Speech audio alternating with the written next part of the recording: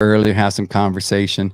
But hey, man, so tell me, dude, what's going on the wall behind you? So Dan, I'd like to hear from you first, man. What's going on behind you? I see like it looks like a martial arts, couple of certificates. Yeah, my wife's a first degree black belt in Taekwondo. My son he's testing in July for a third degree. Wow. Third degree black belt. Wow. And then what's on the other side here? The top ones, you can't see it. Yeah. That top one is a Chevy Wright West Conference Sportsman of the Year award. Very proud of that one. Yeah. And then my community recognized me for a Paul Harris Fellow. It's the Rotary Club. It was, yeah, got a little honor there. And then just some other stuff from youth baseball from the kids. Yeah, man, I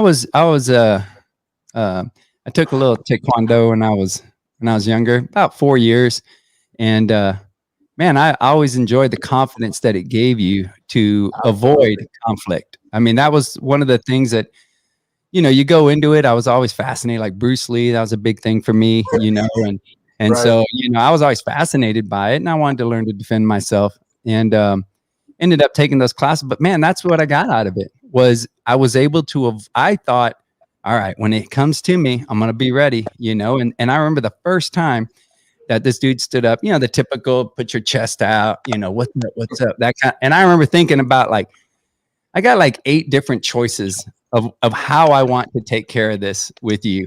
And it became so easy, so apparent that this dude he didn't realize. And I was able to walk away from it and confident and not taking my eyes off of him, of course, but it's what it does, man. It gives you that confidence. And then you, along with the respect, with the way that the instructors handle their classes. And also I think it's a wonderful thing for people to get into.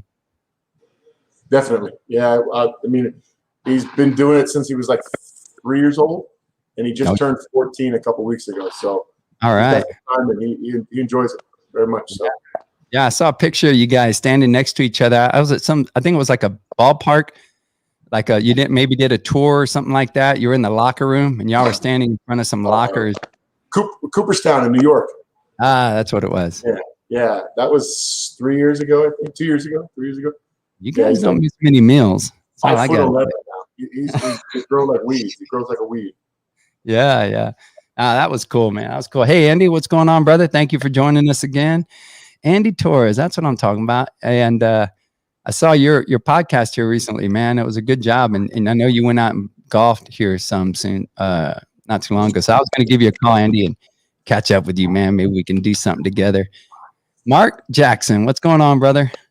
Podcast on draft day. Love it. Yeah, it's pretty neat, man. We're going to be able to draw for the Code 3 bat giveaway, for our fallen officer. And his name was spelled Tsakos,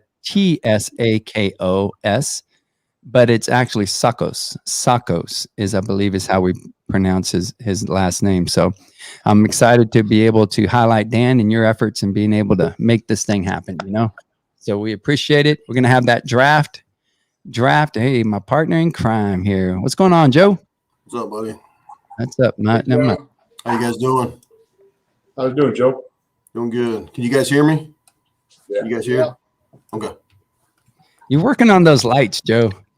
Hey, is it dark there? Did you not pay the bill? I got 1 of 4 lights on in my office right now. If I put too many on, you get too big of a shine right here. That's okay. He's been working on that over the podcast. He's been working on it, and I think he's got it right, man. It actually kind of looks a little sexy. His look. It makes that blue line of the flag behind you stand out. Yeah. Yeah, I'm just trying to dim down on the forehead, glistening. You just get off work with a tie and everything? What was that? You just get off work, Joe? I'm at work right now. Oh, are you? Okay. Yeah, so I'm comping out for the next hour so I can do this, and then I go right back to work. So okay. Joe, there's no break. There's not very many breaks in his day when it comes to his job. Now, very few times have I talked to him where he's like, "Hey, we're just chilling out." You know, he's a busy man. They handle major crimes over there, so he's always there. I barely remember those days. So, well, that's going to be a good one, Ralph, because we got some good Throwback Thursday stuff with you, man. I'm real happy to finally have you on, man. Yeah, can't wait. Gonna be cool.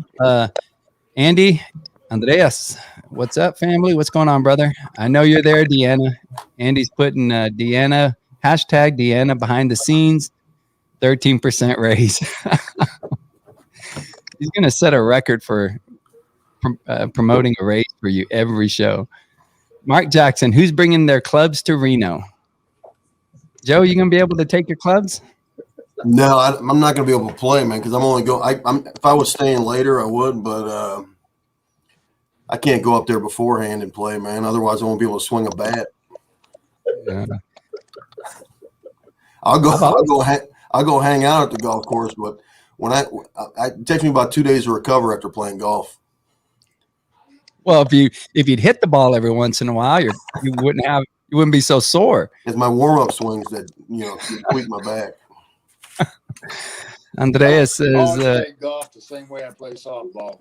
Swing as hard as you can. You got it. I'm the same way. And bring plenty of balls, so you don't have to go chase them. Exactly. Yeah, man. All right, so we got it 7 o'clock. We're giving everybody a chance to sign on. We are happy that you guys are here.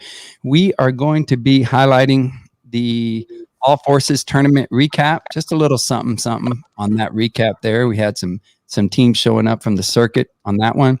We're going to highlight our Keepers of the Peace softball tournament coming up here in October. I think it's October or September. September, I think it is. September? Yeah, September. We're going to be highlighting that. We got a Throwback Thursday with our special guest, Ralph. One of the things I wanted to do is to have Ralph and Terry on, because those two dudes, I mean, they should have their own show.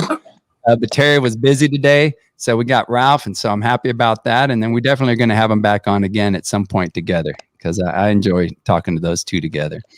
We got our Dan Potter here with Code 3. He's going to be doing an awesome bat raffle for our fallen officer. And I want to make sure I pronounce it right, because Tsakos is the way that you pronounce this. It has a T at the beginning of his name, but we're going to be highlighting, his service to our community. And, Dan, like he always does, is there to help. So we're going to be drawing for that live. And then we're also going to be having our bracket reveal for our Desert Shootout when it comes to our tournament coming up next weekend, Joe. Yep. So, Joe's going to be able to help me highlight that one also. So that's going to be pretty neat, man. Excited. And Joe, you weren't here, but Mark was like, what up, fellas? Podcast on draft day. Love it.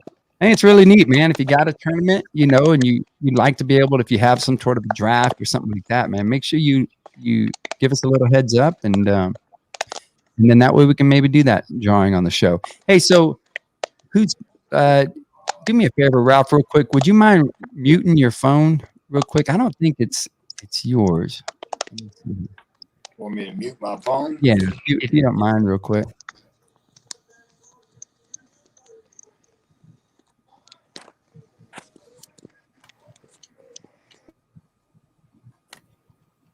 Let's see here. Yeah, I think it is. All right, you're good, Rob. All right, cool.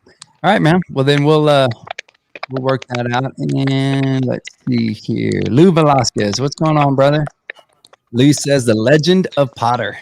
I'm talking about. That's what I call him. Hey, Potter, did you get that PayPal I sent you? I did. I just sent you back a message. Sorry. Yeah, that's all good. I've been running around. I just saw your message, man. I forgot. I meant to send that yesterday. He didn't want to tell you that your funds were not available. Yeah. That's what he was waiting to tell you after the show, but since you brought it up. Joe, let's see. He threatened to take my knee out. Or pinch you in the strike zone. Audrey says, like that. Just like that. Yeah, I know how you are, Dan. All right. I can already tell you who's going to win the World Series. I can tell you. You want to know? I know you can. Terry's here, so I can kind of watch what I say. Missouri's going to win this year. Oh, Jesus. Are we playing gold, mid-major, or major this year? It depends where they schedule me at. I mean, where the schedule runs at. What's going on, Terry Dugan? Thanks for joining us, man. I know he's on the road. Appreciate you tuning in, brother. Let's see here. And then we got Lou. Lou says, hey, boys, keep up the good work. We will definitely have a few next weekend. Can't wait. I can't either. All right, boys. Well, if y'all are ready, hey, Trip, what's going on, son? Number one fan there. Terry says, no sandbagging, Joe. Yeah. All right, man. Well, let's get this show on the road. Y'all ready? Not ready. Let's roll. All right, brother. Let's do it. We'll have you guys on here in just a second. Roll it, Deanna. Or roll that intro.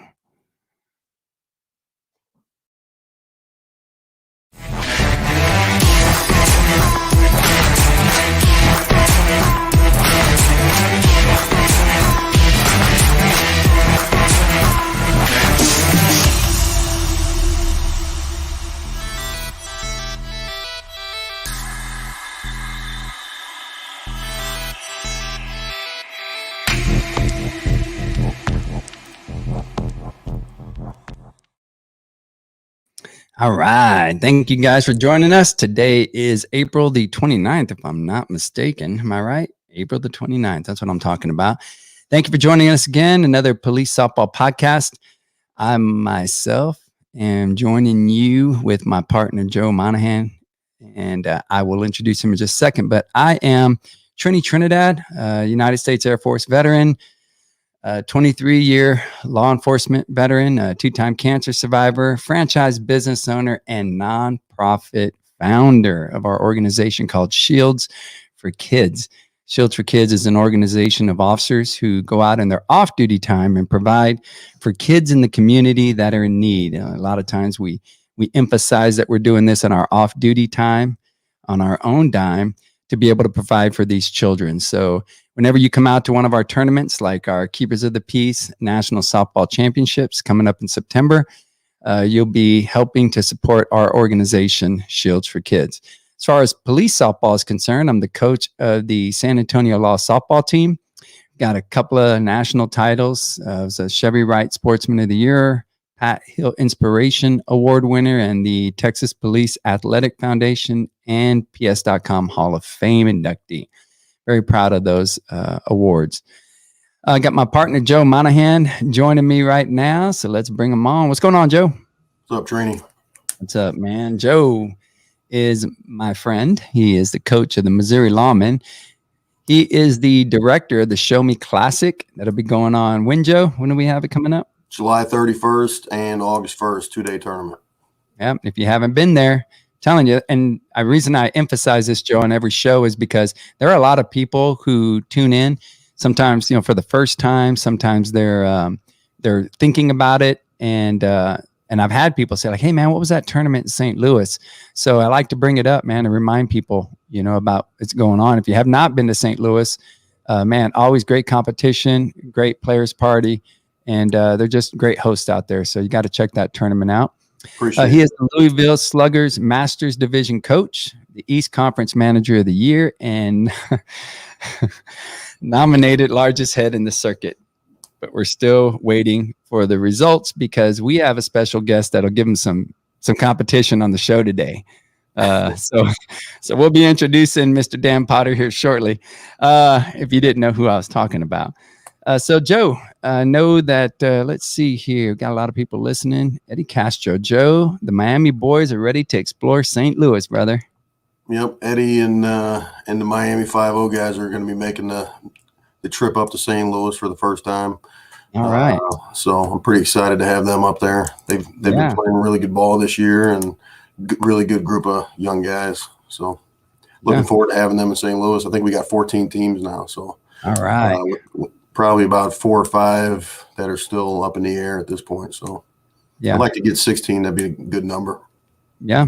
Yeah, well, that's great to hear that. We didn't have a chance, to be able to collect the teams and new teams on board. So on that next show, we'll show those teams and then see if we can get those too.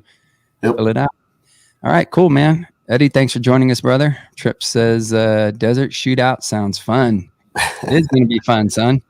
We're going to have a good time there. So we're going to be highlighting that here shortly. All right, Joe. So tell you what we're going to do is we are going to just talk about this All Forces tournament recap. I mean, we didn't get too much into it, but this thing took place here over the last weekend in Broken Arrow, Oklahoma. Most people don't know about Broken Arrow. I do because my son lives there. So yeah, man, it's pretty neat to see that you guys were there. I think we had 4 teams from the PS circuit. Correct. And one was BP Arsenal, and those are the boys there. BP Arsenal showed up, and I saw Eddie in the airport on the way out. His flight was getting ready to board, but we were able to catch up real quick, give each other a quick hug. And so the BP Arsenal was out there. We had the Missouri Lawmen. We couldn't get a picture of the Missouri Lawmen. The only thing we could get is the back of Joe's head, and that's it. I tried, and that's all I could find. So whoever took the picture, they could have included the sunset. There was a really nice sunset right there at that time. Yeah, seriously, that's the only photo I could find. So that's what I had to go with. And then we had the Oklahoma Outlaws. So Oklahoma Outlaws got Justin Beal, started that team up, and I think they're a new team, man. I think this might have been their first tournament, Joe. It was a lot of the guys' first softball tournament, first experience in the softball tournament world. There's I think only maybe 5 or 6 guys that play tournament ball on that team. The rest of them are baseball players that are coming out for the first time to try something new. Those guys don't look like church league softball guys. They look like it's not going to take them long to get the hang of it. I don't think so. There's a couple of guys. I watched a couple other games, and some of these guys that are new to softball, these guys were killing the ball. I'm talking 450-foot home runs. But it's it'll take a little bit of time, I think, for the team to gel. But I think they tied for 13th out of 16 teams. So I think it'll take for a little bit of time for everyone to gel, but I don't think it's going to take very long with these guys with the history they got in baseball and everything else. I think they'll pick it up really quick. Yeah, and Justin's over there got him the passes to the D-bat. So they're going to be getting their work in as far as their their batting and all, and Justin's going to be pushing those boys. So Steven, what's going on, brother? Thanks for joining us, man. And so we had the Oklahoma Outlaws, and ultimately here's the bracket that was there at the tournament. A lot of fire teams, military teams, Joe. There was eight military, 4 fire, 4 police, and it was kind of an odd format that I've never been involved in before. I think he said it was kind of mirrored the World Cup, soccer World Cup brackets, where you have a pool play into a single elimination bracket, and that's what it was. So it was a 7-game guarantee. We ended up playing 9, and it was 9 games in about 28 hours. We had 10 guys, no subs, and the average age on our team we figured out was 41 years old. So we did pretty well for what we went there with, I thought, and it was a good time, good weather after the first couple hours where it rained. We played in the rain, but after that, sun came out, and it was nice the rest of the weekend. Yeah, very cool. Well, the team that came out on top, they've been rolling this whole year. So the Connection came out on top, man. Congratulations to those boys. I know they've been rocking and rolling. I mean, they've been on a roll for a few years now. Yeah, Ruben's got them, hitting on all cylinders, man. They were my favorites going in. I told them that from the get up. And they didn't let me down. They rolled through, and they had a couple close games, but that championship game, they just put it on them. And I think the final was something like 24-1 or 25-1 or something like that against a good fire team that we lost to them, I think 21-20 on a walk-off home run at the bottom of the last inning. But Ruben and the boys put it on them and really represented the police circuit, I thought, really well. Yeah, man. Awesome, man. Congratulations to the connection. And I don't know if they changed and put their new uniforms on to take this picture or what, but they don't look like they even were sweating in that. Maybe it was at the beginning of the tournament. Maybe that. No, it would, because they have the trophy. That's after they won. They killed it, man. I'm telling you. Yeah. I watched a couple of their games as well. Unfortunately, I couldn't watch the championship game live. My train was leaving the station, so I had to roll with the guys that were heading home. And the good thing was it was live streamed. I got to watch the whole thing in the car on the way back. It was that's cool. They did a hell of a job. Put it that way. Cool. Yeah, very cool. Yeah, well, and one shout out to BP Arsenal, because I understood that they stuck around and were able to watch the championship game. They can easily go hang out, have a great time, go do whatever, and they chose to support, their police softball partners. So kudos to you guys out there. All right, so we got our. I mentioned earlier we got our Keepers of the Peace tournament coming up, and like I was talking about earlier before the show started, we have our national softball championships on the 9th and 11th.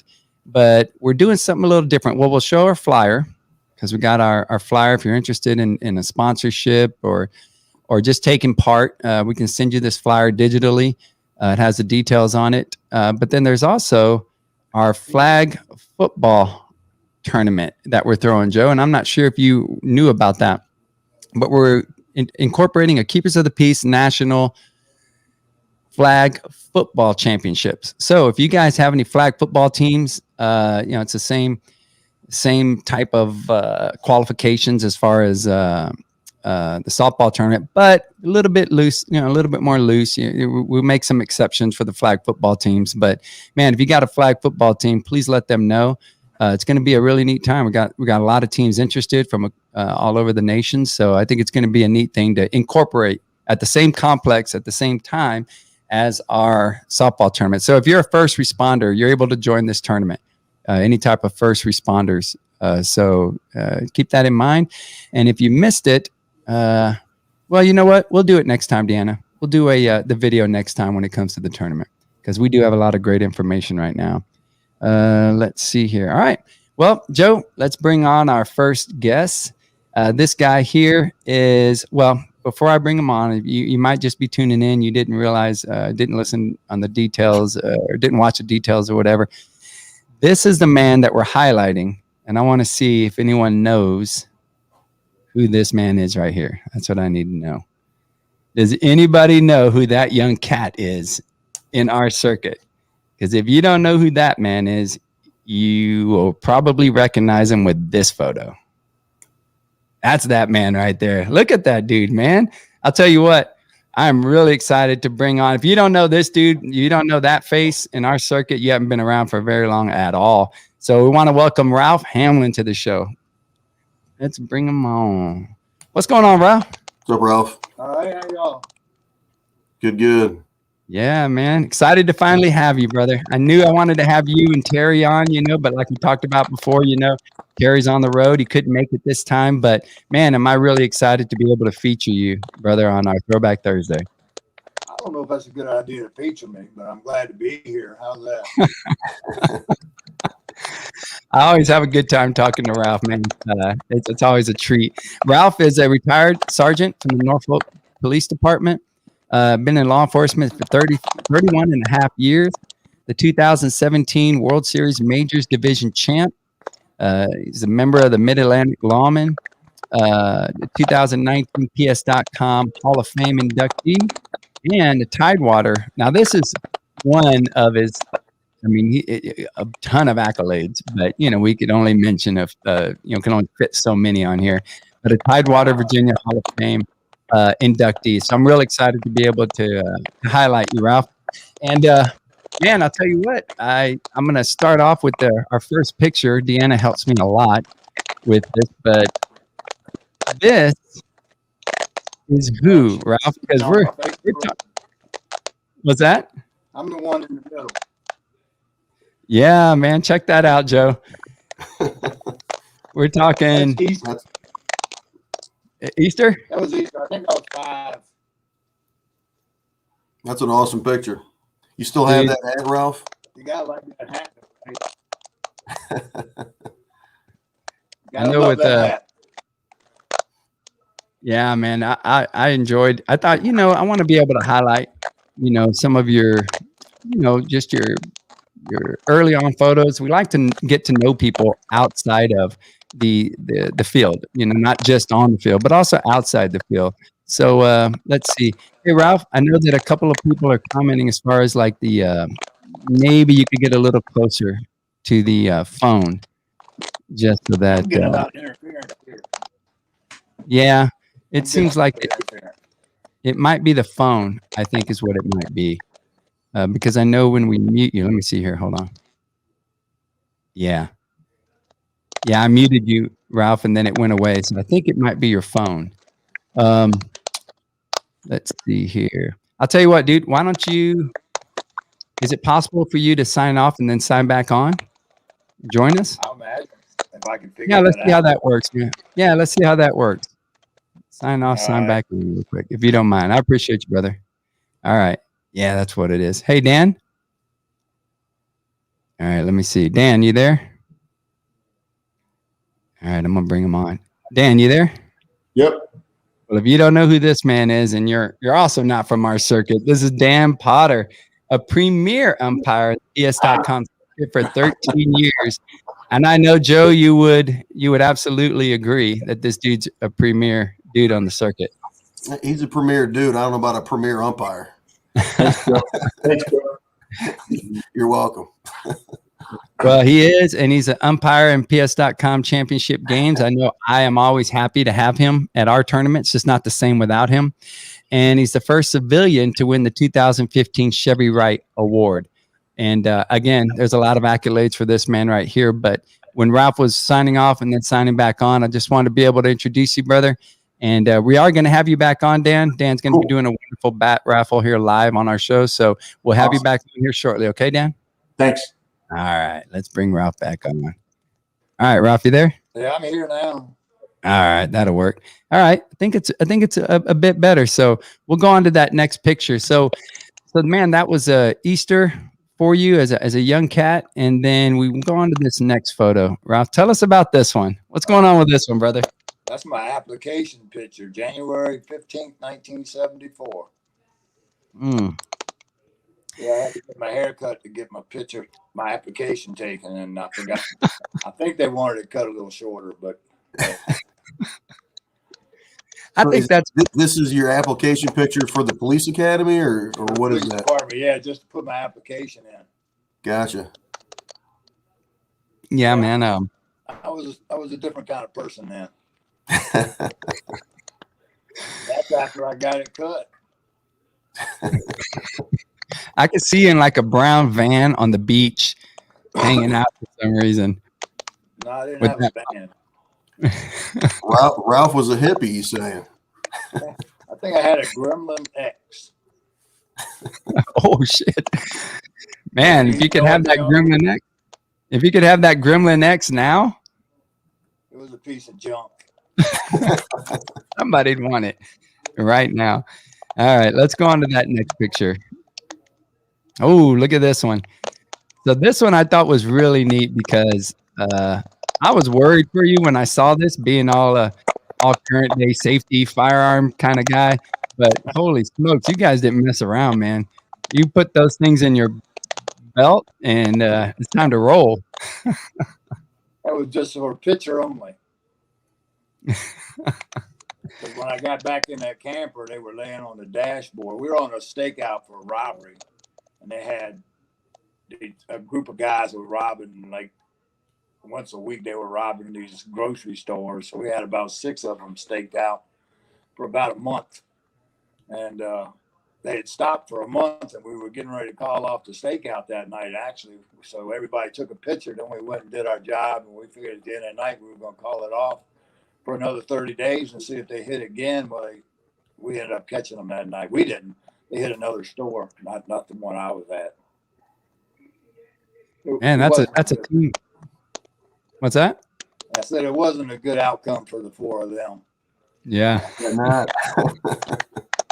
So, Ralph, over your years, like what areas did you work? What different divisions did you work or assignments did you have? Well, I worked, when that picture was taken, I actually was working in homicide then. I worked both, we have 2 precincts here. We got 750 man force. I worked both precincts for a few years. I walked the beat for 3 years. Then I got transferred to Detective Bureau. I was in the Detective Bureau for 4 months, and then I worked in homicide 9 years, and then I got kicked out, attitude issues. So I got promoted. Got promoted, went to narcotics, and was in there for a little over a year. And we were also the SWAT team, so we did street jumps, and we were the high risk SWAT team. Well, we call it what do we call it here? Special operations team here. And then I was in that, and they asked me if I wanted to come back to homicide. I was a corporal at the time, so I went back in there. I was in there for 4 months. Me and my sergeant and the lieutenant got in a little disagreement, and I got booted again. But the captain moved me over to gang squad, and I stayed in there for about 4 months. I had made sergeant. As soon as I made sergeant, they moved me back into homicide and got rid of that lieutenant and sergeant that were in there. That was a good job, Ralph. That was a good job saying, we got the pause, and that was very good of you to do that. And then I stayed in there, let's see, that time for 5 years. And then I got kicked out again. You seem like the kind of guy just to voice your opinion and not into politics. Like, we're here to do a job, and it's going to take us being manly about this as far as our, communicating what we need to communicate to go home at night. And not everybody in a position of authority or rank is on board with that, Well, I was like that. I mean, I said, I was one of those guys that was short, sweet, to the point. I didn't beat around the bush, and I probably would hurt your feelings sometimes, but I was fine with that. Well, yeah. You must have been pretty good at your job for them to keep putting you back in the same spot, I'd imagine. Well, I was in there for 15 years, so all total. And then when I left it the last time, I went in charge of, I was a sergeant in charge of our forensic section for a year. And then an opening came up in economic crimes, which is a straight day job. That's for me. I had my time on the street and all the overtime and all that, 7 to 3 Monday through Friday. That's where I ended up when I left there. Yeah. That's cool, man. I'm happy to be able to highlight that, because it's, again, we show up, we play ball, but a lot of times we don't know each other off the field. And so I think that's really cool, man. What's that next picture? Oh, well, real quickly though, your partner in crime says, ask Ralph about missing his flight home from Vegas. We were sightseeing as planes flew over. Terry the one asked that. Don't ever let somebody book your plane tickets for you. We flew out of here on the same flight. We fly to Vegas. We played in a tournament out there. I don't know. This is about 6 years ago. 7. No, it's longer than that. Probably about 8 or 9 years ago. So we finished playing on Saturday. Sunday we went out touristing around. We went to some of the parks and some of the trails and all that stuff. And we were out we were out by Hoover Dam. And then the next day we go to the airport Monday morning. We're supposed to have a 7:30 a.m. flight. Everybody's in line. The airport's packed. Well, I'm there with him. We get up to the counter. Everybody else got tickets. I didn't. So he had to call his wife and get his wife to get the confirmation number. They ran it on the confirmation number. My ticket was from 7:30 Sunday morning. And all the flights were taken, so they had to fly me from Vegas to Dallas, from Dallas to Chicago, from Chicago to Raleigh, North Carolina. And I had to call my son, who lived with me at the time, and get him to drive 3 hours down to Raleigh, North Carolina, to pick me up at 2 a.m. in the morning to bring me home. I got home at 5 a.m. the next morning. God, man. So you've been booking your own flights ever since? Huh? You've been booking your own flights ever since? I always make sure I got a confirmation number if they booked it for me so I can check myself in. so I know that's going to happen. Yeah, well, I mean, it was just a mistake when his wife was booking the tickets. That's all. Yep. That makes for a good story, though. Oh yeah. 8 years later. Harry laughed about it every time we go to Vegas too. So, Y'all got a lot to laugh at, I'm sure, over the years. oh, What's yeah. that next picture, Deanna? Let's see what that next picture is. Oh yeah, look at that. We got those ring socks there, Joe, again. They made a comeback. What was going on here, Ralph? Oh, we were wearing the old Nike shorts then. That's how old that picture is. We were playing, that was in the early 80s, I guess. Yeah, probably because that team was from 79, 80, 81 it had to be. We were playing down in North Carolina in a tournament, and I think we ended up in second place. We just partying afterwards. You know, we doing stupid things. Yeah. Things you do when you're young. You're young enough to handle it. Yeah, not so much anymore. What was up with the name of the team? Is that a business that sponsored the team, Woodhouse? Woodhouse electrical company here in Chesapeake. They were in Virginia Beach, Virginia. Yeah. Gotcha. All right, let's go on to this next one. Let's see what we got here. Now, see, what I like about this picture, Ralph, and I talked to the guys on the team, and we always used to play sleeveless. I mean, we'd get a new shirt. We'd cut those sleeves off before we even played our first game. And, man, that was the thing, man. You wore sleeveless shirts then. And we are going to be doing that, I think, for our Police Olympics. We're going to try to see if we can do a little throwback for our Police Olympics and go sleeveless. Well, you know, them old cotton shirts, they was heavy sleeves. When they got wet, they got in your way. That's all it was. I wasn't trying to show off them guns and nothing. Wow, hell, look at that. Well, you worked those guns out, so you might as well show them. And there we go, back to those tall trophies, Joe. Yep. Yeah, almost as tall as Irvin right there. I think that's Irvin in the middle, isn't it? Yeah, that's Irvin in the middle. We were playing in Orlando, Florida, Kissimmee, Florida. We came in second place, I think it was. Yeah, that's cool, man. All right, let's go to this next one. Let's see here. All right, so back to this picture. This is our initial picture that we led off with. What year was this, man? I don't even know, to be honest with you. I'm going to have to guess. That was probably based on the shirt and the shorts. Middle to early 80s. Yeah. Yeah, it's got that unique. I would guess around 85, I guess, yeah. I mean, we had a pretty good team, and we had about 4 different uniforms. I don't know why we had to wear that one that day. I mean, but, you know, that was the style, high socks and tight shorts, right? Yep. Yeah, hey, those tight shorts are coming back. You might want to bust them back out. I'm afraid I can't find them anymore. All right, let's go to this one. Let's go to this next one. Let's see what we got. All right. So, hey, so there we go. Now, you noticed that, you know, you had on your banner, your Tidewater, you know, Hall of Fame inductee. So explain to us what's going on in this picture here, because it does have something to do with this, with your Hall of Fame induction. Yeah, one of ours was, we were called the Tidewater Lawmen early on, and it was all Virginia policemen, all from the southeastern part of Virginia.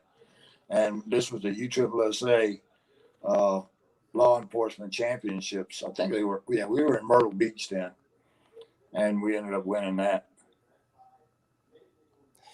I think that was those trophies were no joke, man. You don't have any room to put those things anywhere. You win enough of them. That's true. All right, let's go on to this next one. Let's see what we got here.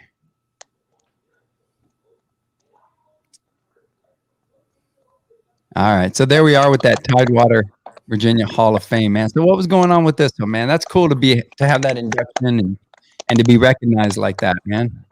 Yeah, one of the guys who was on the board of the Hall of Fame committee wrote a nice little letter for me. I never actually played for him, but I played football for him when I was like 8 years old. But I've known him my whole life, and he was big time in the softball around here. So, it was just an inductee. There's like 9 or 10 members on the board, and you got to have 80% vote for you to get in. I mean, it was my first time on the ticket, so I was pretty proud of that. That's cool, man. Yeah, very cool. And when did you start playing ball, Ralph? Let's see, I started playing, I came on in 72, because I graduated high school in 1971, and there was no baseball leagues around here then. So I actually started in the, I would say in the fall of 1972 was my first softball season. Joe, what were you doing? Somebody asked What were me you to doing, play, Joe, in I 72? didn't play no softball. That's a sissy game. So I went out and played one tournament and struck out swing, and that was not fun. So I learned how to play after that. So I played the next year with the same team. 72, yeah, I started 72, played the next year, 73, and then 74 I came on the police department. And been playing ever since. I ain't missed a year yet. Yeah. God dang, man, that's a lot. I mean, I'm telling you, I think Ralph's going to take the cake on our Throwback Thursdays. He's been at it for a while, man. I would say so. What's that? I said, what is the cake? Well, I'm going to make it for you, and it's going to be real soft. You don't have to chew too much. German chocolate is my favorite. All right. Put that up there.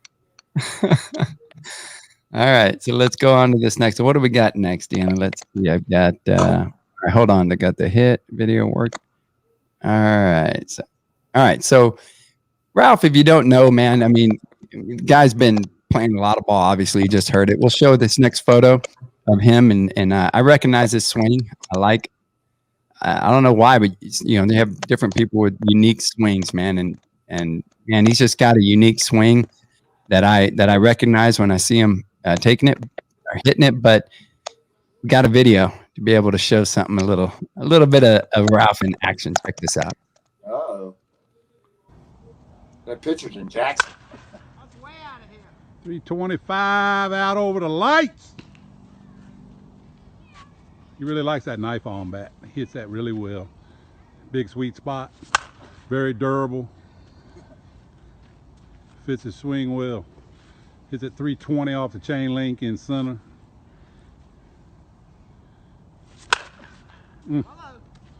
Wake me up before you go.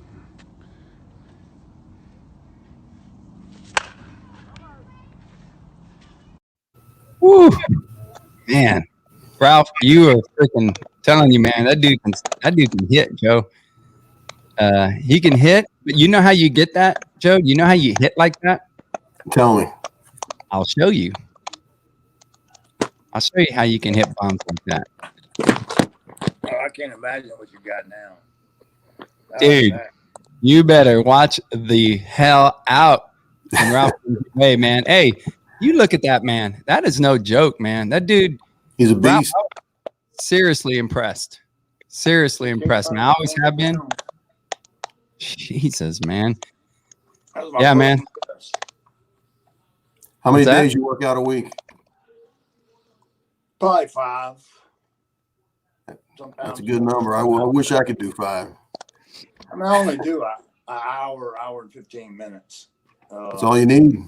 That's all you need. Clearly. The right workout it is. I'm struggling with it now. You know, when you're 68 and COVID hit and the gym closed for 3.5 months, trying to get back into it just ain't it no more. You've had 2 back surgeries? Yeah, 2 lower back surgeries, same disc. Blessed, dude. How long ago was that video that I just brought up? Oh, that was just, you talking about the swinging, the bat practice? Yep. A month ago, I guess. Oh, man, that's awesome, dude. There are people that have back surgeries that, especially after 2, that can't do what you're doing, man. So good on you, brother. Well, good on you, man. I was told I wouldn't be walking by the time I was 60 if I kept playing and swinging like that. And so my chiropractor and my doctor are both wrong. Oh, man.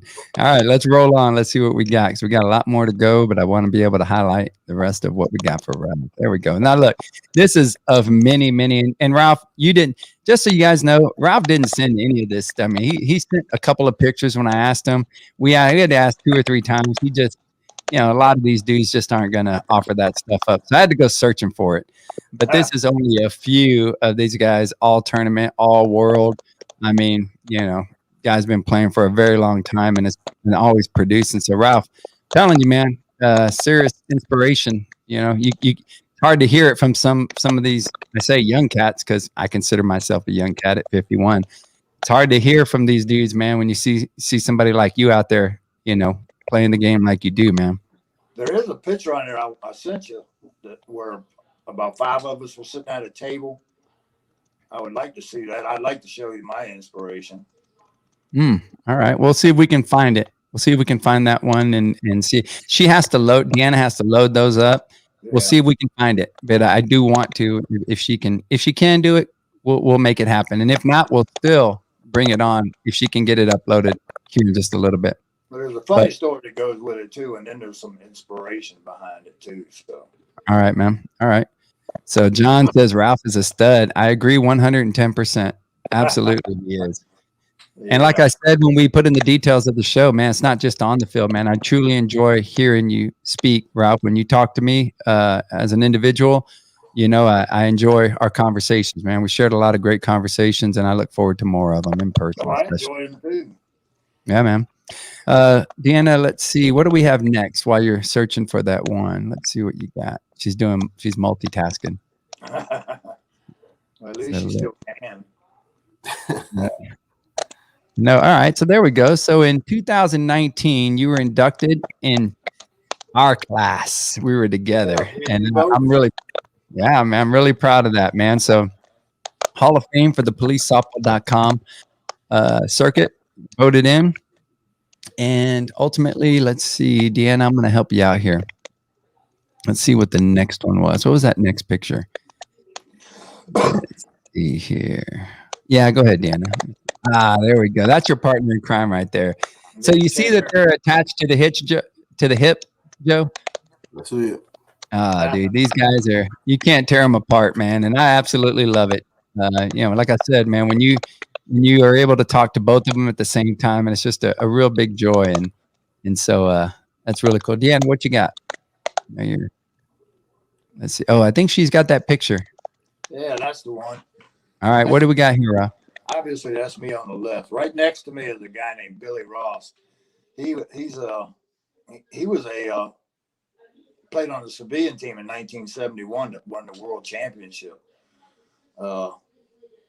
He was an outfielder. You're talking one of the strongest on. But the guy on the right-hand side, Pat Toro, he was my lieutenant when I first came on the police department. The day I walked in on March 1st, 1974, I walked in. He was the XO of the precinct I was in. He told me to come in. He sat down on a chair, and the first thing he said to me, I just want you to know that you will be playing softball for me. So he's the one that got me into all this crap and all this traveling all over the country and all. I mean, and he was a great coach, a great guy, and a great XO.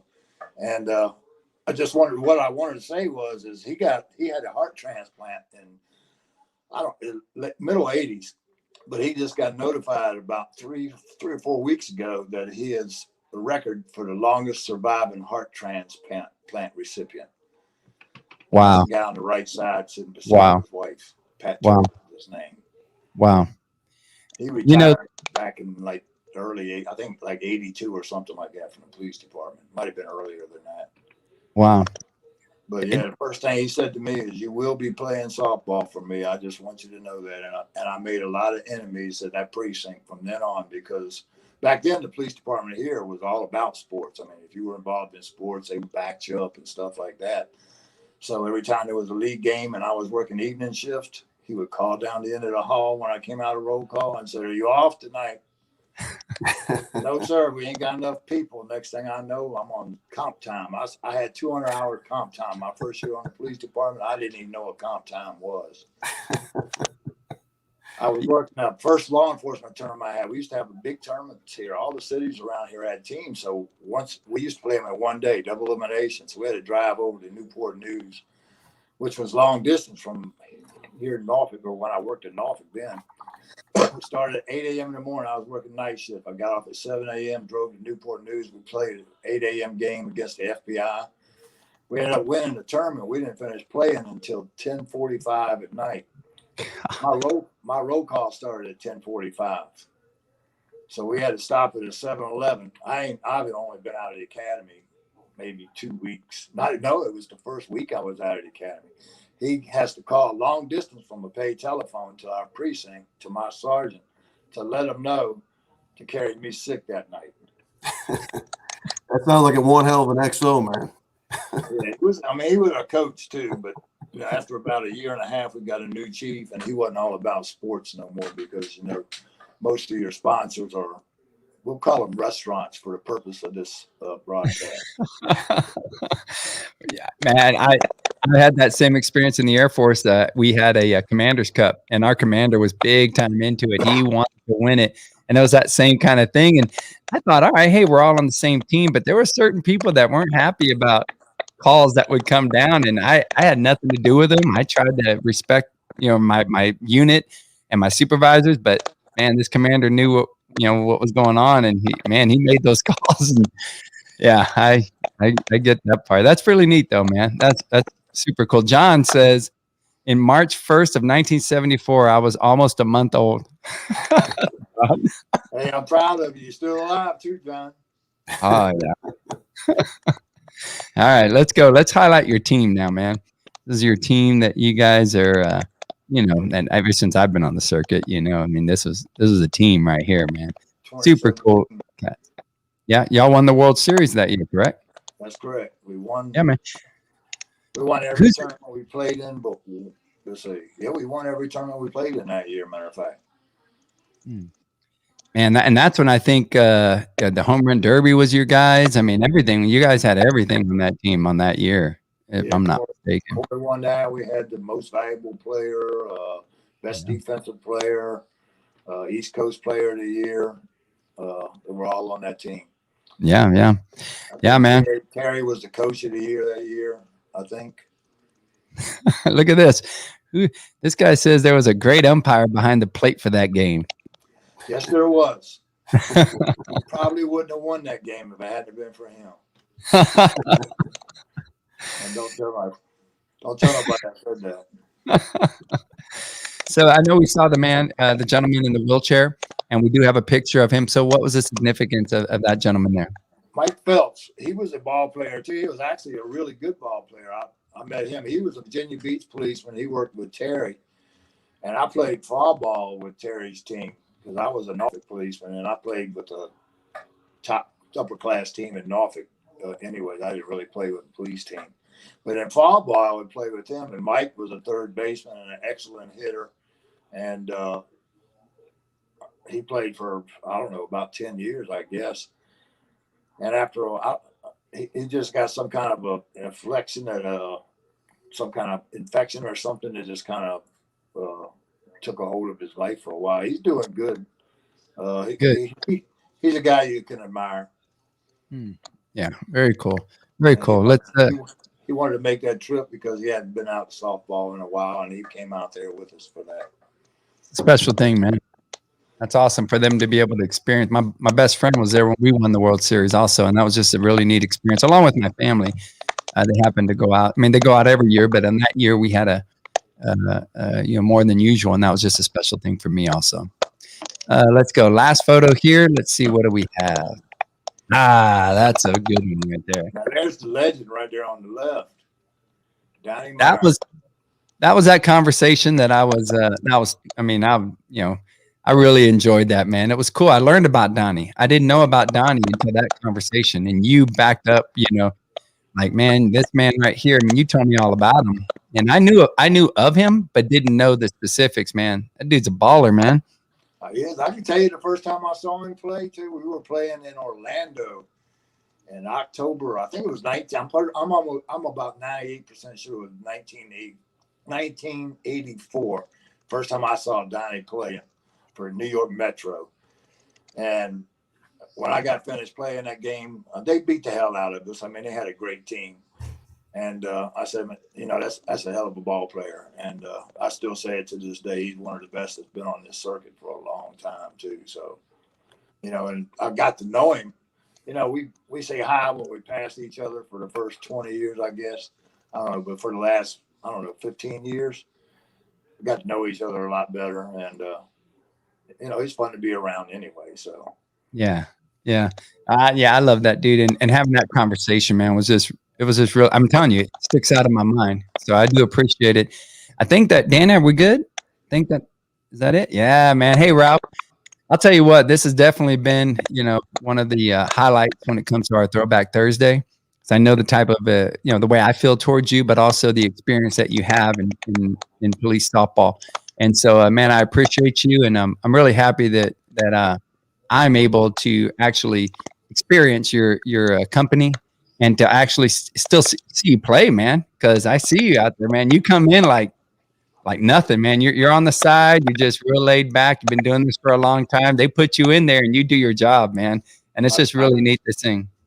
Try to do it. Let's put it that way. Try to do that. You do your job. Ralph, thank you so much for joining us, brother, on our Throwback Thursday. I do truly appreciate it. It's a big highlight for me. And I'm sure for Joe also. Thanks for having me. You too, Joe. Good to see you again, Ralph. All right, you too. I'll see you again soon, all of you. Yep. All right, brother. Good in a few.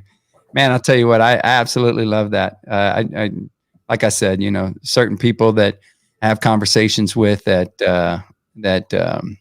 really, really hit home when it comes to our police softball circuit. And he's one of the standouts. So that was awesome to be able to have Ralph on with us. I'm going to catch up on a few of these text messages. Kyle says, I took the wife to Waxahachie last week. Big Al said he was excited to have everyone back. So that's a place where we had, a lot of the teams went to have, some fun in Waxahachie. And I understand that one of the teams from California traded their jersey for the manager's Big Al's shirt that she was wearing. And they switched it up. Well, Big Al framed that jersey and it's hanging up in Big Al's restaurant there in Waxahachie. And Big Al said, hey, when you all come back, if anybody else wants to trade a jersey, he'll frame it and he'll put it up on the restaurant there in Waxahachie, man. I think that's really cool to be able to have a pro police environment like Waxahachie. The mayor came out, told us about there will be no defunding there. Big Al's, backed us up. And, I'm really excited about next week's or, 2 weeks from now, the show, because we're going to highlight some of those businesses that are on board with us. So that's really cool, man. Let's see here. Dan McIntyre. Dan is in Houston and wants to know if anyone wants to grab a beer in the next few days. He's in the Baytown area for a tournament. Dan's playing, I think, I'm not sure if it's over 50, Dan, or not. I think it's over 50. He's playing in a tournament or up there. And so he's right in my backyard, but unfortunately we're flying out tomorrow and I'm not going to be able to visit him. I don't think Dan's over 50 just yet. No, so it's got to be over 40 then. Yeah, I would imagine it's 40 and over. Yeah. He's going to love that you thought he was 50, though. It's because he's so mature. That's why. God bless it, Joe. All right. Let's see here. Let's see. What do we have here? We got Adam from Houston. Thank you for tuning in, brother. Adam's played a lot of softball. He's a civilian softball player, but very well known in the area. And appreciate your support, Adam. Thank you very much for joining us. Jay Stewart says, every time I listen to this podcast and hear all these stories, it makes me want to play again. Yeah, man, I get hyped up, dude. Jay, I get hyped up when I get into these. I want to go practice when I'm done with this show. Lou says, freaking JB 13's jersey, wild night. Look at Dan. My bad, Dan. You just are. You're mature, You're a mature person. I'm trying my best, Joe. He says 40 for sure. I got your back, Dan. I got your back. Yeah. All right, Deanna. So what do we have next? Let's see here. Let's see. All right. So this is a live show. So, all right, cool. But I'm excited for this next one because we have our highlight umpire, but not just an umpire, a friend of ours who is a part of our circuit that without a doubt, everybody knows him and is, he's family. That's the way to put it. It doesn't matter law enforcement experience or not, dude is family. And I am always extremely proud to have him at our tournaments when I can get him. And hopefully he'll be able to make Waxahachie again this year. I can't remember if we've already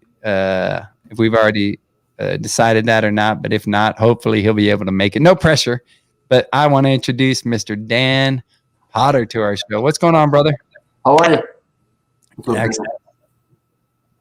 Excellent, man. I'll tell you what, Dan, it's always a pleasure to have you. You know, I've always told you that it's not the same without you. One thing I will tell you though is that freaking beard is the most manicured beard I have seen of that size, dude. It is freaking kudos to you, man. I don't know if it's Manscaped. I hope you use different Manscaped shavers when you're shaving, but that thing is freaking manicured, man. Good job. Thank you. It went from here to here. Well, Joe, just like you enjoy having, Dan when he can make it. Now, has Dan been like how many years has Dan been down there to be able to be in St. Louis? I think you've only been in St. Louis 1 year, correct? Yes. Yeah, I thought it was just 1 year. Last year when he came with Code 3. Yeah. So I think he had a good time. Not 100% sure. Hey, that was a great tournament. I mean, for all the rain that fell the night before, I thought, wow, that's gonna wash it out. But that crew busted their butt to get that They did a good job. They absolutely. I mean, California, they just called it a wash and everybody went home. But those guys, I mean, I don't know what they did. Maybe a helicopter pushing the water down. I don't know, but it was awesome. That's what happens when you got the guy who used to head the field crew at Busch Stadium working there. The guy that runs that crew at BMAC used to work work with the field crew at Busch Stadium. That's awesome. Well, I'll tell you what, we've been there and there's been some rain the night before and it wasn't anything too significant, but we showed up the next day. It was like it didn't rain. I mean, it was awesome. So those are great fields. You can feel really good about showing up to St. Louis and not worrying about, I shouldn't say not worrying about it, but you have a really good chance of it not being rained out. And Joe plans for those things. And so, don't get your flight early on Sunday if you it rained all day, Friday, didn't it? I mean, it was. Yep. Into Saturday morning. Yep. Yeah, they had a good 2 inches. I mean, I'm no meteorologist or nothing, but it was a heavy rain, real heavy rain. I was, honestly, I was surprised. It got pushed back, I think, 2 hours on Saturday, and then something like that. But ran smooth from that point forward. Yeah, absolutely. The guy running it did a great job. Yeah. That dude's in work mode when he's at his tournament. I enjoy seeing him when it's over because it's cool to see him relax after. As most unwind a little bit. Yeah. That's just a sign of somebody who truly cares about his tournament. It's going to do everything for the teams coming out. So, hey, but Dan, I'm very happy to be able to have you on the show, and we're going to be highlighting a raffle right now. We're going to do a live drawing for the bat raffle, and before we go any further, I just want to, without me having to talk about it, if it's okay, we'll roll this video, and then Dan, you can talk to us about what your inspiration was for this one, because you do a lot of things for everybody in the police circuit, but also for autism, for cancer awareness. I mean, you run the gamut. You're always out to help people. This is just one of those efforts that you're making. So we'll roll this video, and people will understand what you're on here for. The Long Island community where Officer Tsakos called home is mourning the loss of a friend, a neighbor, and a local hero. CBS 2's Carolyn Gussoff joins us now live from East Northport with more on this. Carolyn? Christine and Dick, he was a New York City protector and hero, but to his family and neighbors, Officer Tsakos was known simply as Tasso, an incredibly devoted and involved father to 2 small children. There is deep grief tonight here in his neighborhood over a beautiful life senselessly cut short. We just pray for his wife and his kids. There's overwhelming sadness in East Northport, where 43-year-old NYPD highway cop Anastasios Tsakos and his young family had moved in last summer. An amazing father and husband. The Jean Colognes, next-door neighbors, describe Tasso, as they call him, as a beautiful man who treated them like family when they both became sick with COVID. He brought us food and went to the supermarket, whatever you guys need. He actually was in my house helping me put up the molding. Yeah, he was helping us carry things in the house. Often in the driveway, playing with his 3-year-old son and 6-year-old daughter, Tsakos was committed to family and service, as evidenced in pictures shared with us by his brother Teddy, who rushed to the side of the officer's widow. My brother was a great guy. He was not selfish at all. He loved being a cop, you know. We kept telling him, to be careful not to go out, but, he liked it. That's what he liked. That's what he wanted to do. Just terrible news. It was such a nice guy. It's very hard to hear. Just devastating. NYPD widows with the group Survivors of the Shield arrived within hours of the tragic news to let their newest member know they will always be there for her. We've all been through it, but every circumstance is different, and privacy is important to her. She's still, trying to accept what happened. Everyone here shaken by the senselessness of a life lost this way. Now these poor children gotta grow up without a father. Well, because of a drunk driver. It's not right. I just can't believe that this has happened again. And each time it seems to be closer and closer and closer to home. Officer Tsakos was married for 7 years. He was also the beloved son of a family that owned diners throughout Long Island and in Queens. Flags have been lowered throughout his new hometown of Huntington in his memory. In East Northport, Long Island, Carolyn Gussoff, CBS 2 News. Carolyn, our thoughts with his family and his community this evening. Thank you. We have much more on this accident and, of course, the life of Officer Anastasios Tsakos on our website. We'll also post funeral arrangements when we learn them, also all at cbsnewyork.com.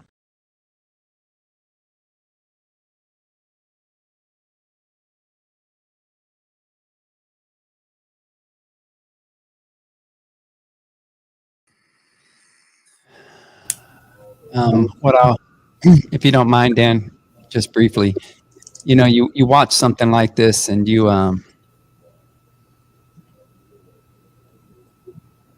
watch something like this, and this is a police softball podcast, so we're police officers, we're corrections, we're everybody who supports law enforcement, to include the civilians. So there's no reason to get into the political atmosphere, that's going out there. But just from our perspective, I just feel like this is the thing that I wish, and I understand that we try, but the media is going to have a lot to do with the picture that's being painted. But I just wish people could understand the sacrifices made before you go out on your job. Joe's at work. You put your vest on, you put your shield on, you put your gun on, and there's so many great efforts, so many great acts of courage, of kindness, and you just wish you could scream, the top of your lungs from the highest mountain of what it is that these officers do every day, day in and day out. And it's hard to watch that. I know all of us feel it, but it's so difficult to watch something like that, turn around and watch what the headlines are going to be tonight. And so because this is a loving community and everybody that's here is here for the right reasons, I will just say that I truly appreciate what each of you do, regardless of being a police officer, corrections. I mean, no matter what you do, if you're a first responder, thank you so much for your desire to enter a field that a lot of times is not recognized, and maybe not appreciated as much. Thank you from me to you. I'm sure Joe and Dan feel the same way. Thank you thank you so much for every day for what you do. I do appreciate, especially being retired. I feel like a little bit of like I'm on the civilian side of things now, although I'm a policeman at heart. I still as soon as I retired, I looked back at what's going on, and it was like, dude, I'm so appreciative for everybody that's not only out there in this current climate, but also the new cats that are joining up, that are signing up going into the current climate and still willing to go out there and do what they do day in and day out. So thank you so much for what you guys do. And Dan, I'll let you talk about why it is that you wanted to have this raffle and what inspired you about this? You know, it's I've been in this 14 years. I've met a lot of friends, and it's getting closer to home. It's starting to hit that PS.com family.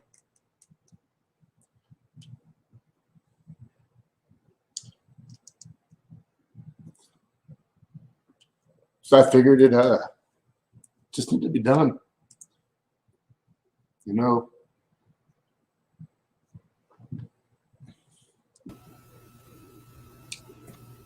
You people like you, and I've already had conversations with you, and you know I know Joe has his experiences with you, but people like you are just why we do what we do. I mean, jumping fences late at night when you know this dude has a gun, you know, all those kinds of things. But also, even like in this situation, you know, I mean, you're out there handling traffic.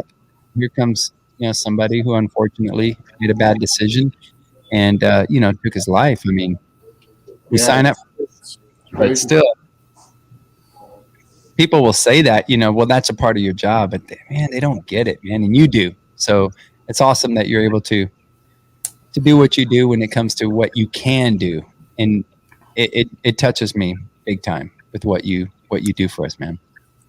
Like I said, in the 13 years, I met a lot of friends. I got a lot of friends all over the United States. And, I mean, every time something like this happens, I'm like, you know, it's just the right thing to do. You know, I mean, I'm sure, you know, you guys don't sign up to take the abuse you guys take. Nobody does. And, you know, any chance I get to help, I'll be there. I'll help. It's just the right thing to do. Well, we appreciate you, brother. We appreciate you. So I know you've got, you know, you do what you do with Code 3. Tell us a little bit about Code 3, you know. It's public safety. Firefighters, retired, active military, law enforcement's huge. Just give you guys a place to play. I mean, I've seen law enforcement teams go play civilian ball, and as soon as they find out, it's like, oh, we're going to hit the pitcher, we're going to do this, we're going to do that.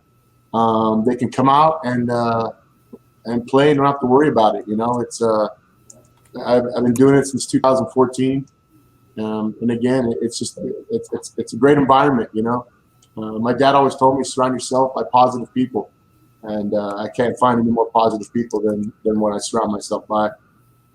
You know, it's awesome, yeah, it's cool. Awesome, brother. Awesome. So you have the you have a bat raffle going on tonight. So let's explain what the guys, what's the format? What happened? So you put this out last night, and it was like, I don't know, freaking 5 something or something, 6 o'clock, something like that. You put it out.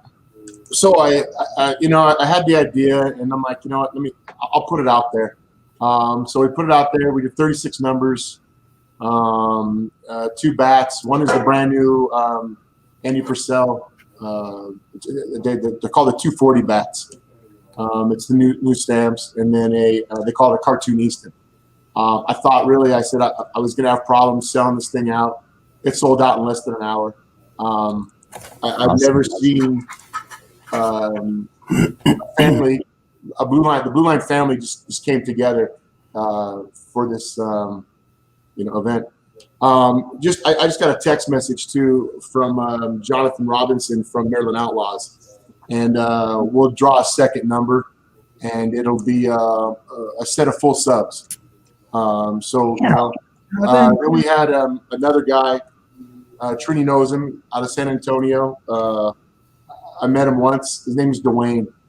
Dwayne, when you ever see me in Waxahachie or in Vegas, beers are on me.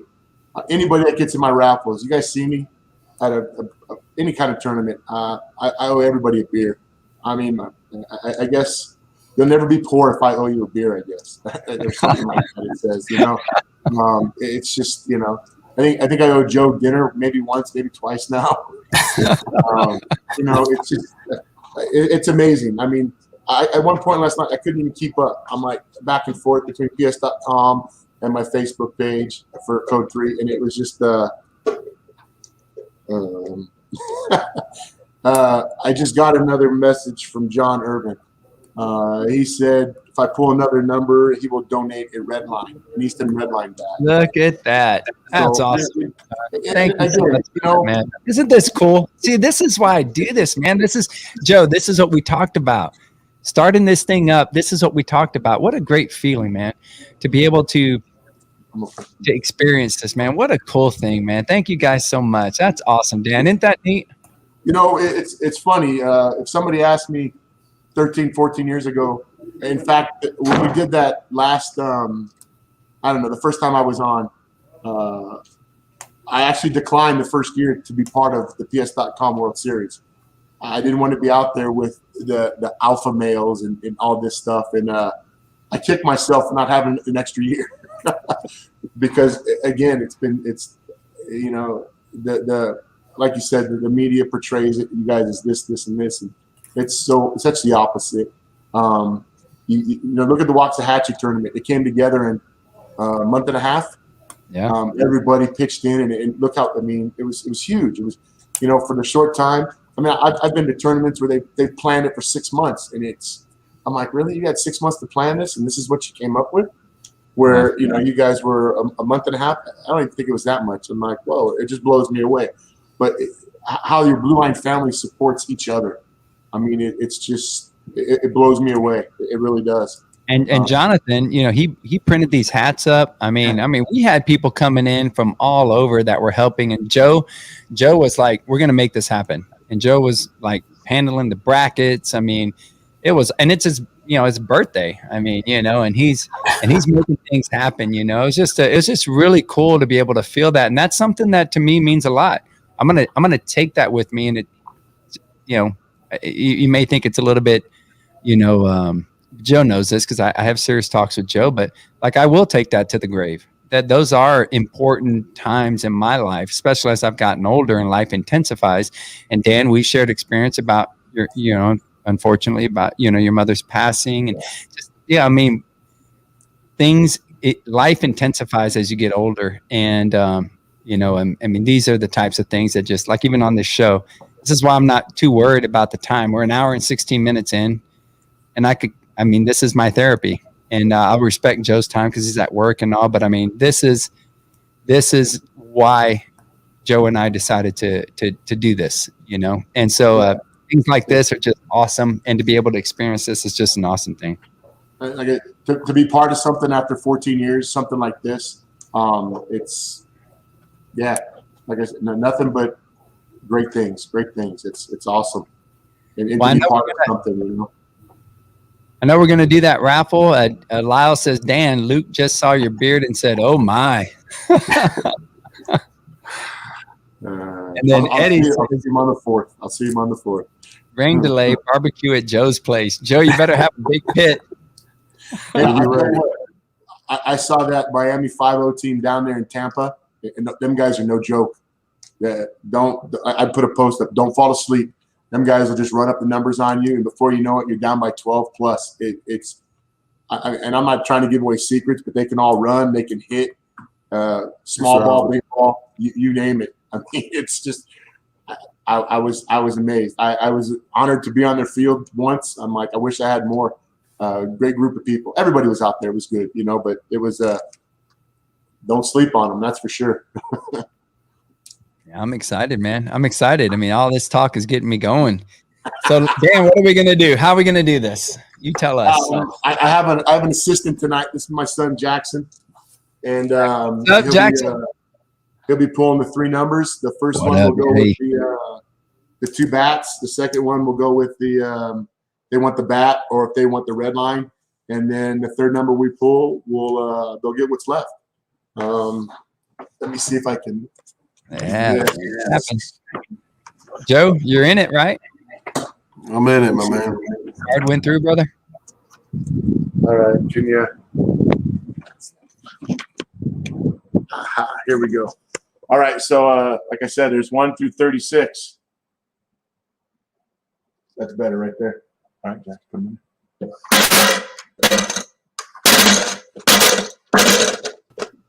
It's exciting, Joe. I like this. Kind of like a Vegas feel. A little Vegas feel. Come on, Jackson. Do it. 11. Number 20. First one's number 20, Albert Sanchez. Hey, Albert. All right. Albert. Nice, Albert. Second one is number 4, Jared Montour. He's from Degenerates from Northern Cal. Nice. And the third one, Joe. Number 36, Big Brandon West from South Brandon. Florida. All right, Brandon. Look at that, man. 3 numbers right there. Yeah, that's let's get that back up there. That's awesome, man. So Dan, if you don't mind, we'll repeat them again. I know Albert Sanchez is number 1, and what does he get a choice on? So he'll maybe here. Oh, there we go. Down there. You need a bigger phone with those big old bear claws of yours. That's why it's hard to handle that. It's not a phone. It's a camera. Remember, we had this conversation. So Albert will have he'll have a choice. He can take the 2 original bats, which were the Andy Purcell and what they call the Cartoon Easton. What are you going to take, Albert? What are you going to take? He's tuning in. Go ahead, Albert. Which one are you going to take? Or do you want to think about it, make everybody sweat it out? What do you want to do, Albert? The Easton Red Line or the set of jerseys from Luck Beats Talent. Jonathan, that's awesome, man. God bless it. Jonathan, John, Dan, that is freaking awesome. That was a total surprise, man. Didn't expect that at all. Not Very at all. cool. When you guys were talking, all of a sudden it pops up from Jonathan, and I'm like, I sent Deanna a message, and she's like, okay, I'll get it to him, and I don't know if she got it, but I'm like, we'll just, again, it's that Blue Line family, man. It runs deep. They're very supportive. I'm for it. I'll tell you what, dude, that's awesome. Dan, thank you so much. I mean, if you guys haven't visited or haven't, liked Code 3, you got to go to Code 3, man. Stay in the know. I mean, he's always doing stuff for us. He's always supporting. I mean, not even just us. I mean, it's autism, it's cancer awareness. I mean, it runs the gamut, man. And Dan, didn't you just have a tournament that you announced? Aren't you going to have I have one coming up June 4th. Obviously, California's starting to open up, and we can start running tournaments. So I got one June 4th out in the BLD Riverside. So I think I'm up to like 20 teams now. Yeah, some station. Awesome. I get station teams. A couple sheriffs, some corrections. LAPD has a couple teams out there. So yeah, it's everybody's itching to play. Everybody's like they're excited. It's a be a great year, I think, for everything. Yeah, it is Jackson, right? Jackson? Yeah, Jackson, dude, number 11, bro. I'm always going to pick number 11. If your dad gives me an opportunity, I'm going to pick 11 first. Dan, you got to give me a little heads up. Work it out, Jackson. Work it out, son. Work it out. But no, I appreciate you guys again, man. Thank you so much, for all you do again, Dan. And real quickly, I know you're gonna bring something up real quickly. I just want to give one more shout out to Dwayne because Dwayne knew that he when I put it out, Dwayne said, he didn't even ask. I mean, here's what he sent to me. I'll take every number left and available for that NYPD officer. And Dwayne had no idea how many spots. He didn't know anything. I mean, he answered quickly. Yeah. And we were already kind of sold out, and he still donated $200 to the effort, to Officer Tsakos is a fund. So, I mean, that's the kind of family that we have. And, absolutely. It's an awesome feeling. He reached out on Facebook too. And he said, everything in the future, he's like, just send it to me. Let me know what's going on. And I'm like, that's awesome. I mean, it's, yeah, I was speechless when he told me. I'm like, you need to give me a second. I got to pick myself up off the floor and then reach out to him. And yeah, good guy. Very good. That's awesome, man. Hey, well, Dan, thank you so much again. Jackson, thank you so much for joining us, man. Jackson, I know you and your dad don't miss very many meals, and I'm looking forward to being able to see you in the future. I've seen some pictures of you and your pops on Facebook, and I keep up with you, even though we, oh, look at that jersey. Oh, look at that. I know that jersey. Jonathan Robinson brought one out to Waxahachie, and he ended up with it.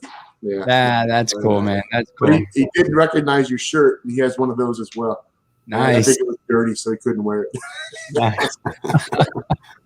Joe, thanks for letting me come on. I appreciate it. It was awesome. I'm glad we could do this live.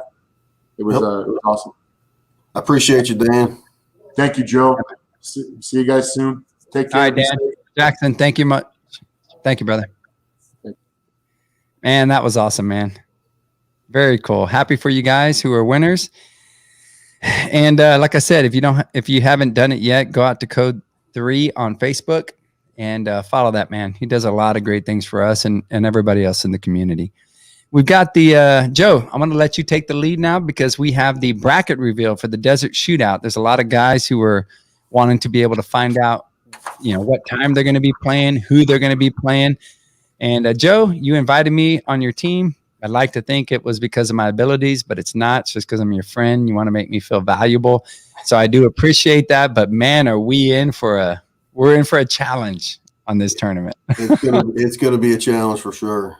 I'll let you take the lead, brother.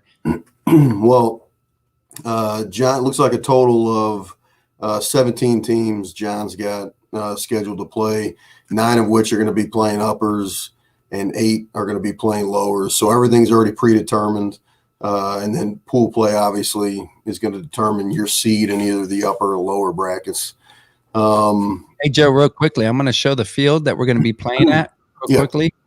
So we got this field. Go ahead and describe it as Deanna scrolls through a few pictures. Well, I was here maybe 2 years ago. I went out there. Missouri went out there and played. And to me, it was one of the nicest complexes. The setup, sitting in the middle of the mountains there, and it's got really nice turf fields.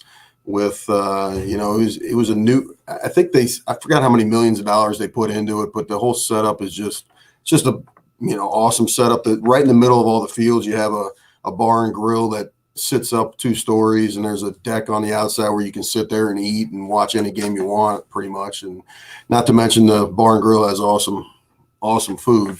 But it was a great time. It was a great complex, and I'm happy to be getting back there.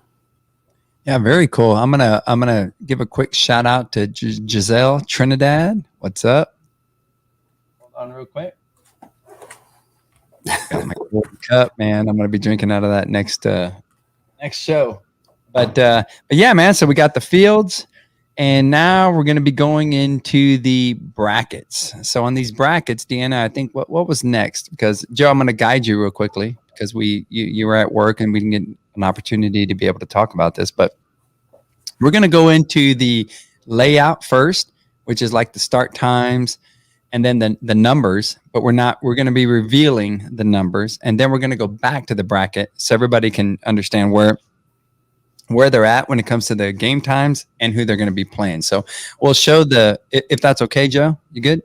Yeah. All right. We'll show the bracket first as far as time. So we're about to draw for your number. You'll understand what your number is, but I think we're starting on Friday, Joe, at 7:40 in the morning. So all the pool play games will be done by probably a little bit after noon. So it looks like there's a home run derby scheduled for 11 o'clock as well. So, but all the pool play games and the bracket play, it looks like the bracket play is going to start about 12:30, and then there'll be a few of those games, and then everyone will come back on Saturday and finish up the brackets for both upper and lower. All right. So we're about to do the bracket reveal as far as your team with the number that'll coincide, and then we'll revisit that bracket, and you'll see who you're playing and at what time you're playing it. So, Joe, we'll start with the alpha drawing. So alpha is the first pool of the upper division, and so these are, like I said, all predetermined, upper or lower. So if you're playing in the upper, you'll be playing in the upper pool. You'll be playing in an upper bracket after the pool play is over. So Connection, Razorbacks, and Louisville Slugger, all in the alpha pool. You get 2 games. 2 games out of the pool play before you get seated into the bracket. So you play each one of the teams in your bracket once. Oof, that's a tough bracket right there. Bravo's the second upper bracket. DEA, Team Galvez, and Enforcers. That, you know, obviously our Louisville Slugger team, hopefully these guys take it easy in the upper bracket on us, because every team I've mentioned so far, I've already talked to you about it, Trini, what I said is going to happen. But I think the average age on our team is 50 years old. So just take it easy on us up there. And Joe's going to be pitching and playing second. He's going to bounce back and forth. He's covering that whole right side. Yeah. So it'll be interesting. So the Charlie bracket, this is the third and final of the upper pool play. You got LAPD Blue. I'm assuming that's who the Blue is.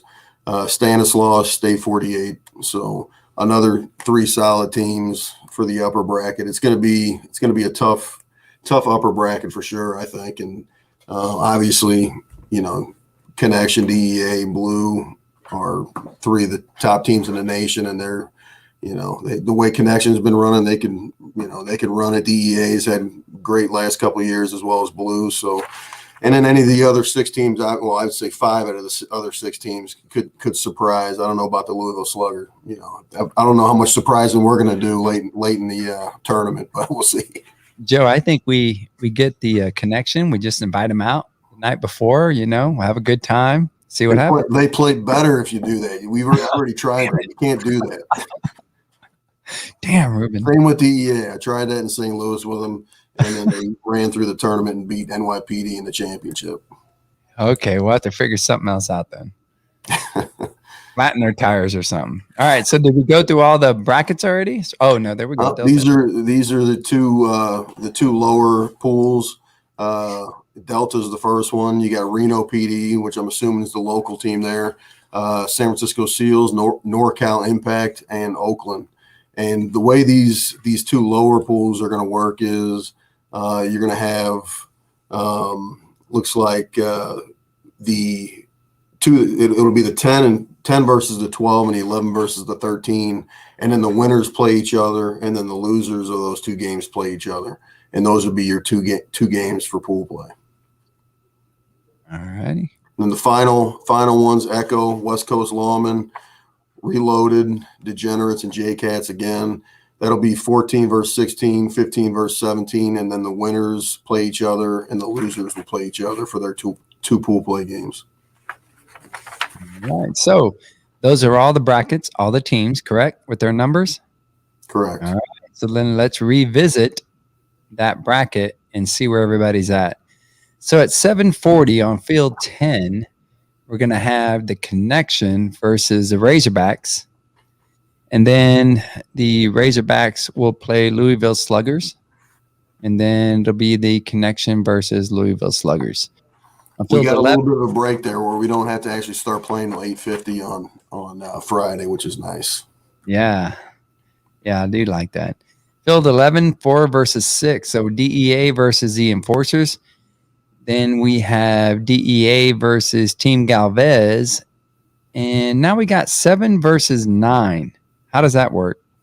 Well, it's, if you look at it, field 11, field 13, I don't know why they did that or why that was like that. I don't know. They maybe switched them up. 5 versus 6 is playing at 10 o'clock. 7 versus 9 as well at 10 o'clock. So if you just take those 2 bottom games, just switch them up, that covers those pools there. If you see what I'm saying. Got it. Yep. So we got the Blue versus Stanislaus, and then Stanislaus versus State 48. And then ultimately they'll end up Team Galvez versus the Enforcers. On 14, we've got 11, which is the Seals versus Oakland. And then Reno versus NorCal Impact. Now field 12. Man, how many fields are there? Got a lot of fields out there, I guess. Yeah, it's a nice complex, man. Yeah. Field 12, we've got the Lawmen, West Coast Lawmen versus Degenerates, and then Reloaded versus the J-Cats. So, Joe, J-Cats, are you familiar with them? I'm not familiar with them, but from what I was told is, if this is a team that I'm thinking of, they were around for a while, then they weren't. Now they just came back. I'm pretty sure that's the team, not 100%. Yeah, I got you. All right. Well, then those are your bracket reveals for the Desert Shootout, and I'm excited about that, man. What do you got, Deanna? Oh, you're good? Okay. So that's it for the Desert Shootout. How many teams, Joe, do you remember? 17 total. 17 teams. That's a good turnout. That is a good one. Yeah, I'm excited. There'll be 9 in the upper and 8 in the lower. So that's a good number for both brackets. Yep. So there you have it.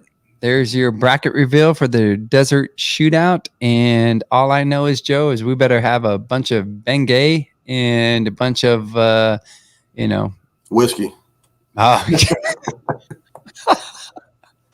yeah, it's gonna be tough, man. We're gonna be kind of similar to Tulsa, the tournament we just played in Broken Arrow, where we play with 10 guys. We're gonna be running, not I think maybe with one sub, something like that. So it's gonna be interesting. We'll see. I think it's gonna be one of those where this is what dreams are made of. I mean, can you imagine going there and just the connection? They sit down. Whoever's next, they sit down. And then Louisville Slugger with 11 guys runs through the tournament. What do you think? Well, I'm guessing everyone else is getting food sick from the hotel or something. I don't know how we're going to do that, but we'll see. Well, it's going to be a good time. That's all I know. It's going to be a good time. We're definitely going to go there to try to win it, but if we don't, then we'll have to resort to a good time. I think it'll be just fine. I can't wait to get back out there. Yeah, man. Well, I'll tell you what, that was a great show. I enjoyed all the content. It was really neat to have Ralph on, and of course Dan, who is always supporting us in all different types of ways, and Joe, you for taking your time and to be able to do this while you're at work. I mean, I do truly appreciate it. It's not the same without you, you know that. And so, man, happy to be able to highlight the live drawing for the raffle for Officer Tsakos, and definitely the draft, for the Desert Shootout. So, Joe, any final comments? I thought the show went great. I think Dan, again, I've said it before, love what he does for the circuit, and love what he does just in general for police, and that's it, my man. Yeah, man. All right, Joe. Well, hey, for my partner, Joe Monahan, and for all of the policesoftball.com circuit, and for all these police officers and first responders out there, man, thank you for joining us. We do truly appreciate it. And, we'll see you in a couple of weeks after. We'll do a recap, Joe. Hey, one more thing. Hey, Jay Stewart, call me. Jay, we need you, Jay. Basically, was what he's saying. I'll make that happen when we get done here. We'll see how it goes. But now, Joe, appreciate it, man. Thank you guys for tuning in. This is Trinidad with Joe Monahan. And, man, don't forget, we got your 6.